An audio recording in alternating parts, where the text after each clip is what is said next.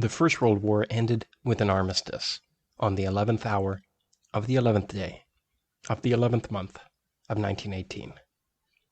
November 11th is a holiday in many countries as a result.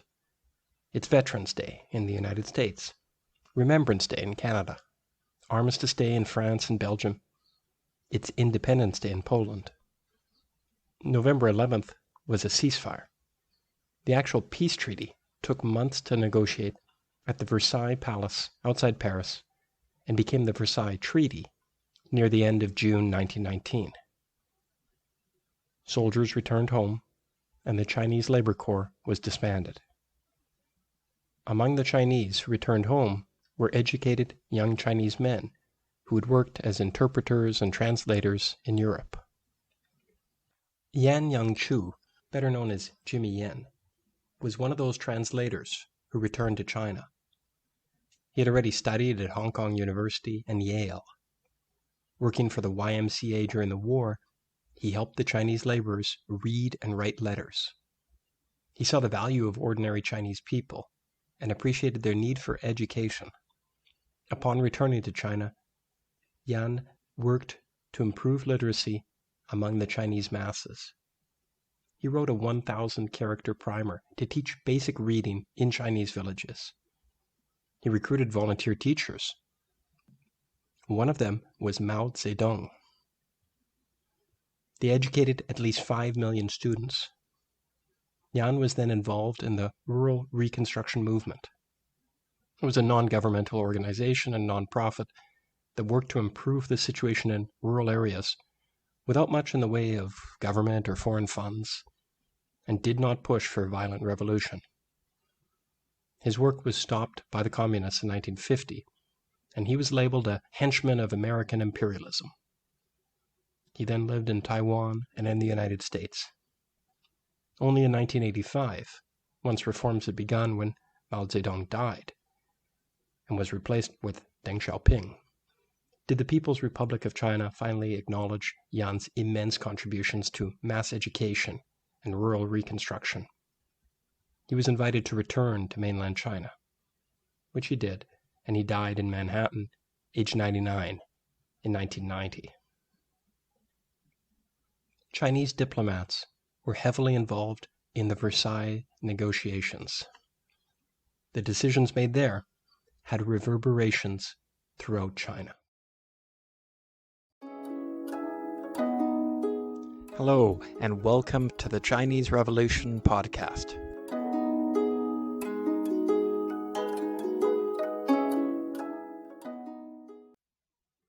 China had high hopes for the Versailles Treaty. Since China had participated on the winning side of the war, Chinese expected that German-controlled territory would be returned to Chinese control. Japan had ejected the Germans and then occupied Shandong during the war. China wanted that province to formally return to Chinese control following the negotiations. One of China's negotiators was the diplomat Wellington Koo. I briefly mentioned him during the episode on Chinese women overseas because he was the husband of Wei Huilan. She was the beloved daughter of a Chinese tycoon in what is now Indonesia. Wellington Koo, or Ku Vi Kyun in Chinese, is a fascinating character. Before marrying Wei Huilan, he had been married to Mei Tang, but she died of the so-called Spanish flu in 1918. That had been a politically important marriage for Wellington, as her father was the Republic of China's first premier. The premier had resigned after disagreements with Yuan Shikai, but not before getting Wellington's government career going. Wellington Koo was fluent in English. He'd begun learning it as a child in Shanghai, attending the Anglo-Chinese Junior College at age 11. He remembered riding a bicycle behind a British boy on a sidewalk in the international settlement there. An Indian policeman fined Wellington for the offense of riding on the sidewalk, but allowed the British boy to continue riding. The law only applied to Chinese and not to foreigners. Wellington never forgot the feeling that came from a foreigner policing Chinese in their own country and the different treatment given to a Chinese and British boy there for the same behavior. In 1912, he earned a PhD from Columbia University in international law and diplomacy.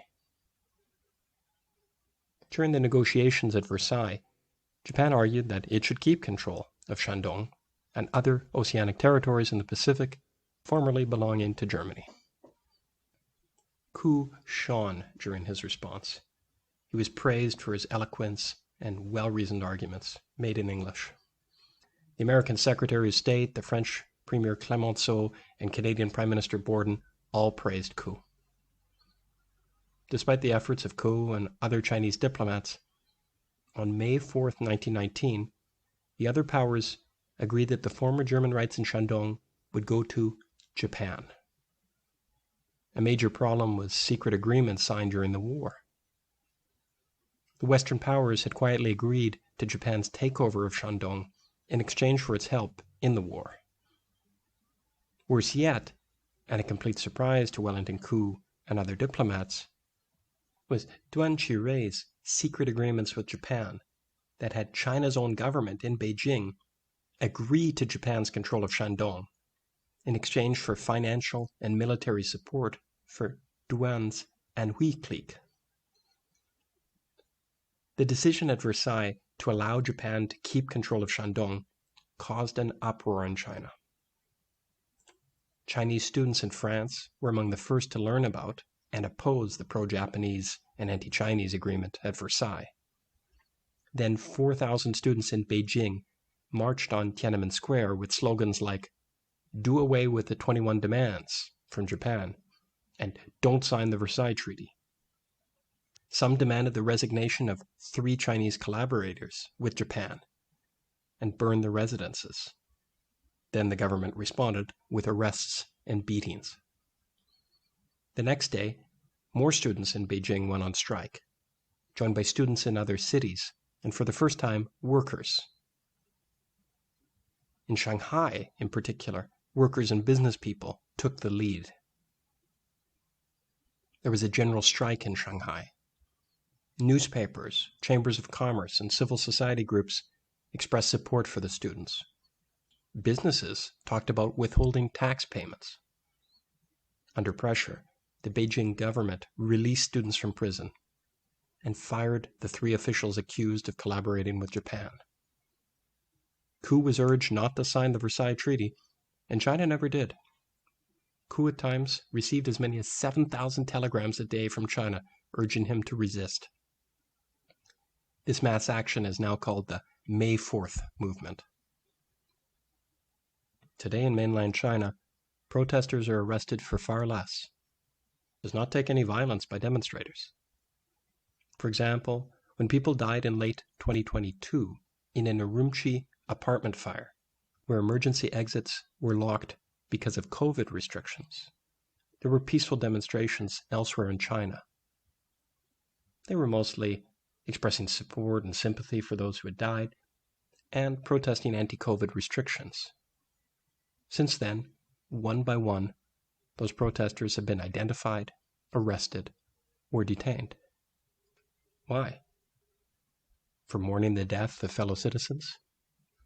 For disagreeing with a government policy in public and as a small group? But returning to our story, China was the only country that did not sign the Versailles Treaty. Wellington Koo wanted China to join the League of Nations, but that required signing the treaty. He found a way around that by having China sign another treaty that made it automatically eligible to join the new League of Nations. The story ends better for China. Wellington Koo did not retreat about Shandong, and once he was Chinese minister to the United States, he continued to pursue the issue. At the Washington Conference in 1922, Japan finally renounced its claims to Shandong, and Koo returned to China as a hero. The May 4th movement had also been an important turning point in China. It followed opposition to warlord Duan Qirui's collaboration with Japan, discussed last episode, during which 2,000 students had protested in Beijing 1 year earlier in 1918. It built on festering anger left over from Yuan Shikai's acceptance of some of Japan's 21 demands. It was also influenced by the Russian Revolution of 1917. The May 4th movement built on the New Culture movement that was popular among Chinese students and intellectuals to reject Mr. Confucius for Mr. Science and Mr. Democracy. However, many Chinese thinkers were disappointed with American democracy as articulated under Woodrow Wilson, the U.S. president. He had argued for the principle of self-determination by peoples. But it turned out that he only meant that for white nations and not for other nations. The disappointment with the Versailles process and the U.S. decision not to join the League of Nations caused some Chinese to look elsewhere for inspiration. The new Russian Communist government offered an alternative model. No Communist Party existed in China yet, but the seeds of Chinese communism were being planted. Some of those active in the May 4th movement would be founders of the Chinese Communist Party 2 years later, in 1921. Today, May 4th is the Youth Day holiday in mainland China and Literary Day in Taiwan. The May 4th movement was inspiring, both for Chinese nationalists and, in retrospect, for Chinese communists. Of course, traditionalists did not like it. There were many Chinese who preferred traditional values and Confucian principles. While this was going on, warlords controlling provincial and personal armies were governing provinces. We saw the first provincial armies created as a response to the Taiping Rebellion. With the end of the Qing dynasty, the rule against governing in your home province ended too. Military leaders like Wang Zhanyuan in Hubei province took advantage of that. He and his army brought order, but at a steep cost for the people and businesses there. Wang was able to leverage more power from Yuan Shikai when he needed support for his new monarchy. Wang then squeezed everyone in the province. He amassed a huge personal fortune, while civilian and military governor of the province. He accumulated land, houses, shares in businesses, and was one of the richest men in China. But Wang also squeezed his soldiers and was late paying them. He also preferred hiring younger, cheaper soldiers to the older, more experienced ones. That caused a revolt against him in 1921, and he was forced to leave for Tianjin, where he ended his days as a landlord there. An underappreciated part of the May 4th movement was the role that warlords and provincial officials played in supporting it.